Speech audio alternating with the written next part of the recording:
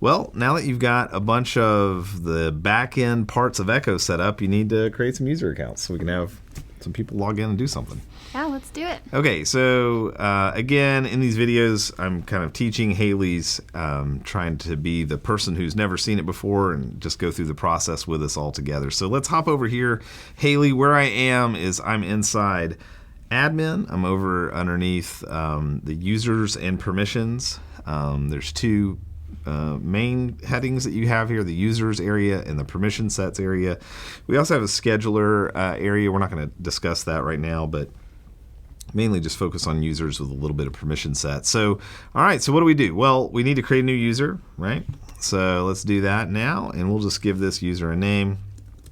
Andre Demo Account sounds conveniently like their name. And let's do Andre plus Demo at echoglobal.org. All right, so what am I doing here? I'm just putting in their name, I'm putting in their email address, and I'm putting in a good password. Now, here's where things get interesting. So if you want, you can put in a password and you can communicate to your user what that password is. However, we don't love this way of doing it because it's easy for someone to hack or know that the password exists. So instead, what we recommend is a new function that we have that I'll show you in a second where you can activate. You may see that little button back there. You'll notice as soon as I'm done making the first account and I click create, it just brings me right back to the screen to make another. That way you can make a bunch at one time without having to leave that.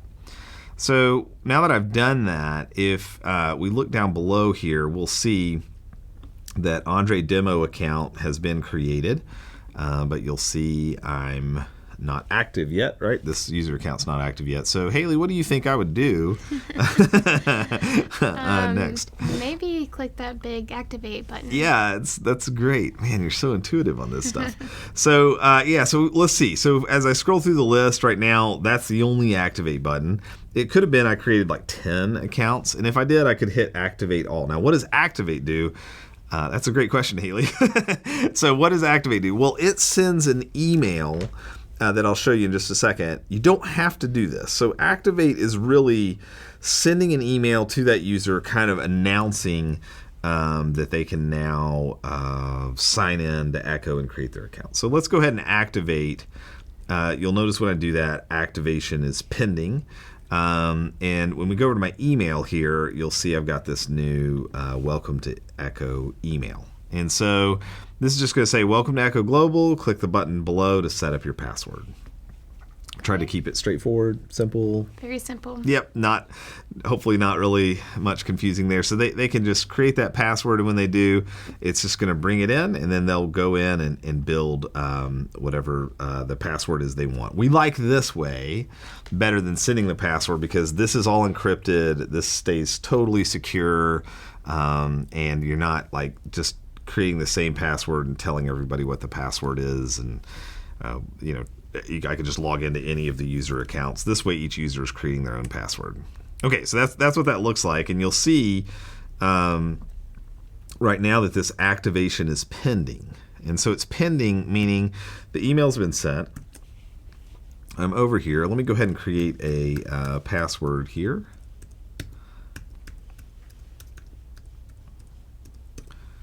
Great. And so now that I've created that password, I can now log in. Okay, so in this case, I'm Andre plus 1, 2, 3, 4, 5, I think is what it was, at echoglobal.org, and I put in my new secure password, and it'll help if I type in what my email address actually was. Oh, Andre plus demo. So that'll help if I get that right. So come over here and put that information in, put in my password that I just created, that the user created, and then I can log in. And when I do, and I log into Echo, then at that point, once it's kind of like created my account, it's gone through and done the different parts that it needs to do, that's when, if I come back over here and I refresh this page, you'll notice that, you may have noticed that login took a little longer because I was logged in as a admin, and it was kind of logging me out and logging this in. And so let me sign out real quickly here and sign back in as an admin. Great. Okay.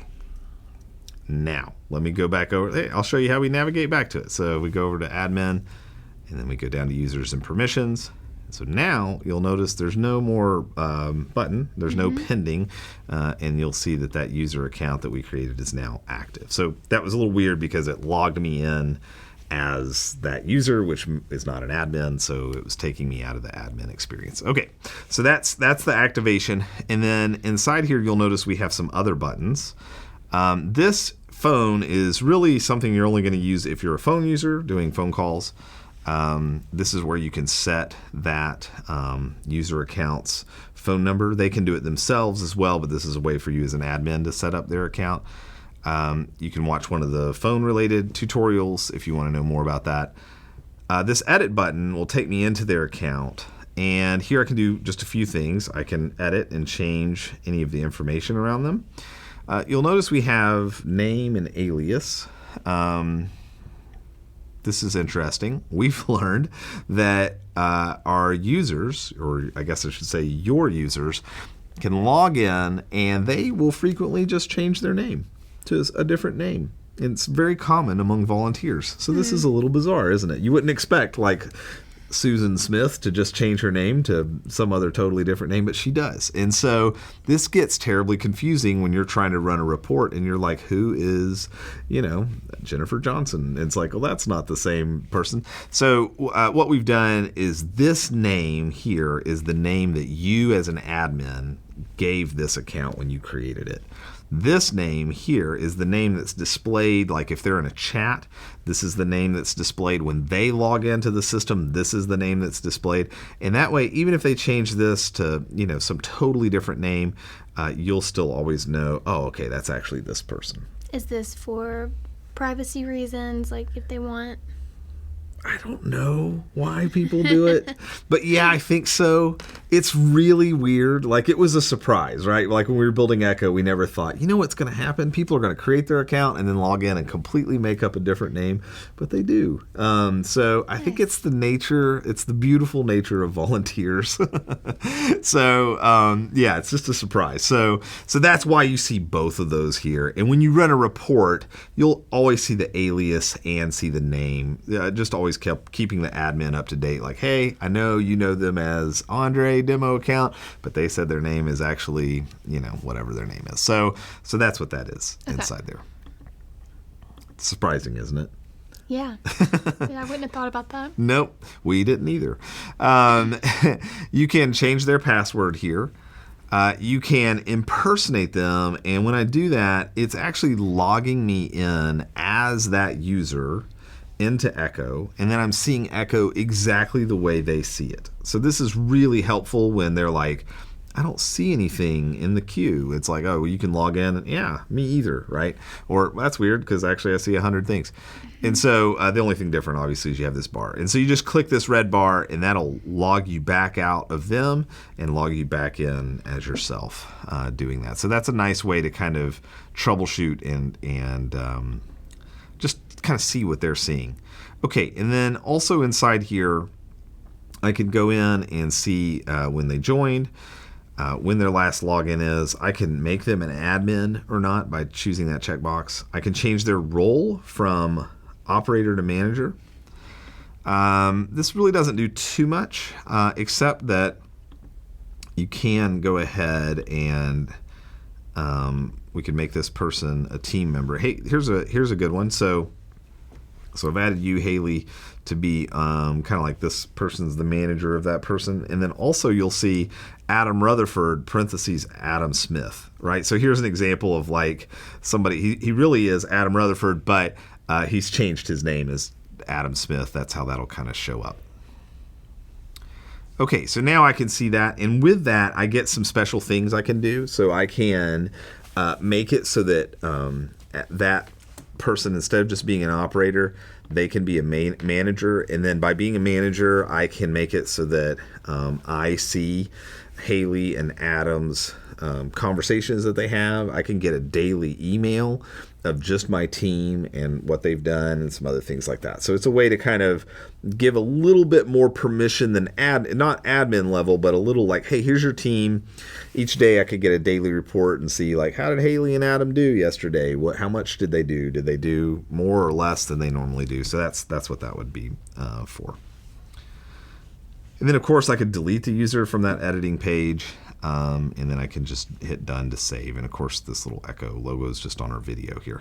So that's that.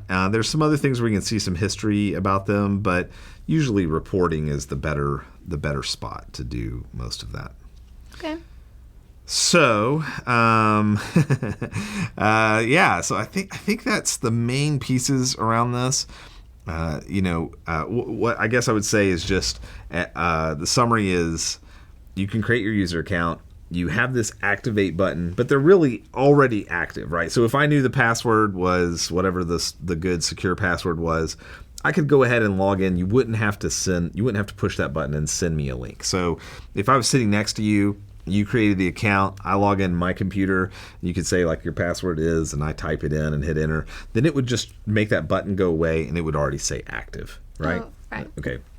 But if not, then push the button. What does it do when we push the button? The activate button. What does it do when you push it? Yeah. What does it do, Hailey? It activates it, and then they set up their own password. Yeah, so it sends them the email, right? Yes. So it gets them the email. They've set their password up. Hey, she passed the test. So hopefully you were like, time. yeah, totally. It's amazing. So once that's in there, they're good to go. And if I wanted to see what the user, like I want to log in as them, what could I do inside of Echo to do that? So like how can I pretend to be them? Maybe is a better way. Starts with an I. Sounds like impersonate. Oh yeah, hey, that's right. She got it too. That's amazing. Hopefully you got that one as well. Yeah, so you can always impersonate the user and log in as them and see what they see. That's you're not going to do that all the time, but there's sometimes when it's just like, especially those of you working with volunteers, where the volunteer is going to tell you like everything's crazy, fireworks are going off on the screen. Sometimes it's just helpful to push that button and go, now I see exactly what they see. Sometimes that's a really helpful thing. Hey, anytime we talk about user accounts, we have to just briefly talk about permission sets. So just a reminder, Hailey, if you create the best filters and all the conversation channels and everything's A+, perfect. And you've also created all the user accounts and you've sent out activation notices and they all activate and log in, they won't be able to do anything until they've been given permission to do it. Okay, so we got to have that permission to do it, and that only happens through permission sets. So 9 times out of 10, I'm not saying it's never Echo, but 9 times out of 10, if you're like, this thing is not working, and we've set this up, and I just don't see what I'm supposed to see in there, 9 times out of 10, that is actually a permission issue. Okay, so if you haven't seen the permission set video, make sure you watch that next, because that's the key to unlocking Echo. It's where you'll have access to all the different channels that you've created, all those different sources. It's also the place where you can give users special kind of enhanced permissions or restricted permissions inside of Echo, all done through permission sets. Okay, so those are users. Have fun with those, and until next time, we'll see you then. And if you have any questions, of course, always reach out and contact us. Bye.